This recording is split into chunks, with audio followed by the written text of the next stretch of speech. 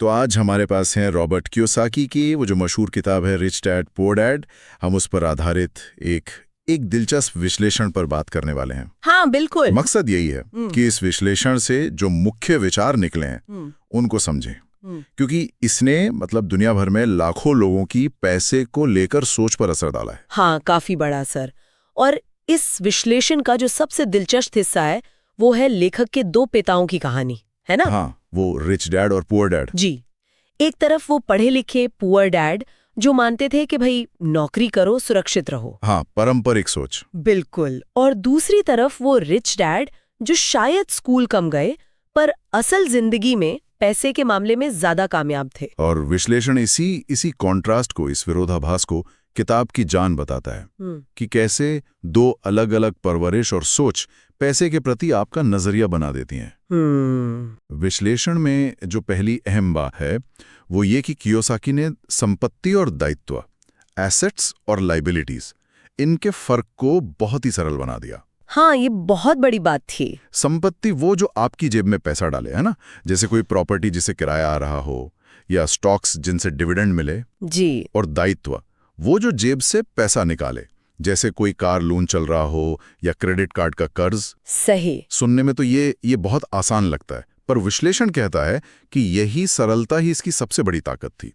इसने आम लोगों को फाइनेंस की दुनिया से जोड़ा। हाँ, और विश्लेषण ये भी कहता है कि ठीक है, जो बड़े अकादमिक या फिनेंस के एक्सपर्ट हैं वो शायद कियोसाकी की परिभाषाओं पर नुक्ताचीनी करें, बारीकियों पर सवाल उठाएं, लेकिन आम पाठक के लिए इसने दरवाजा खोल दिया फाइनेंशियल लिटरेसी का। ये सिर्फ परिभाषा नहीं थी, ये एक मानसिकता बदलने वाला विचार था। गाओ दायित्वों में नहीं। ये उस विश्लेषण का एक मुख्य बिंदु है। और इसी मानसिकता से जुड़ी एक और बड़ी बात जो विश्लेषण में उभर कर आती है वो है कि मैं ये नहीं खरीद सकता कहने की बजाय हाँ, मैं इसे कैसे खरीद सकता हूँ, ये पूछना। ये सिर्फ शब्दों का खेल तो नहीं लगता। नहीं, बिल्कुल नहीं। विश्लेषण इसे रिच डैड की सोच का एक तरह से केंद्र मानता है। अच्छा। ये सवाल आपके दिमाग को मजबूर करता है कि वो समाधान खोजे, रास्ते ढूंढे। जबकि पहला वाक्य मैं नहीं खरीद सकता वो तो बस दरवाजा बंद कर देता है। बात तो सही है। विश्लेषण इसी बात पर रोशनी डालता है कि ये जो पॉजिटिव सोच है, जो संभावनाओं को देखती है, यही वित्तीय सफलता की पहली सीढ़ी है, भले ही आप हर चीज फौरन हासिल ना कर पाएं। ये क्रिएटिव फाइनेंशियल थिंकिंग को बढ़ावा देता है। एग्जैक्टली, क्रिएटिव फाइनेंशियल सोच। और फिर आती है वो जोखिम वाली बात।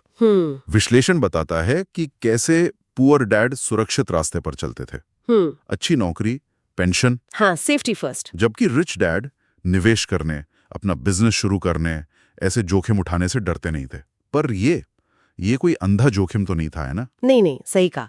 विश्लेषण इसे कैलकुलेटेड रिस्क कहता है, परिकलित जोखिम। कैलकुलेटेड रिस्क मतलब अंधेरे में तीर चलाना नहीं, जानकारी इकट्ठा करना, समझना, विश्लेषण करना और फिर फैसला लेना। अच्छा। रिच डैड का जोखिम इस विश्लेषण के हिसाब से अज्ञानता पर नहीं बल्कि उनकी वित्तीय समझ और शिक्षा पर आधारित था। और यहीं पर वो बात भी आती है कि असली फाइनेंशियल एजुकेशन स्कूलों या कॉलेजों में उतनी नहीं मिलती। हाँ बिल्कुल, वो खुद ही सीखनी पड़ती है। कैसे?